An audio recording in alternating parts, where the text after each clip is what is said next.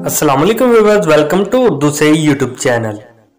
Like the video, subscribe my channel and press the bell icon to get notified. नाम है इकराम। इकराम नाम के English में स्पेलिंग बनते हैं IKRAM।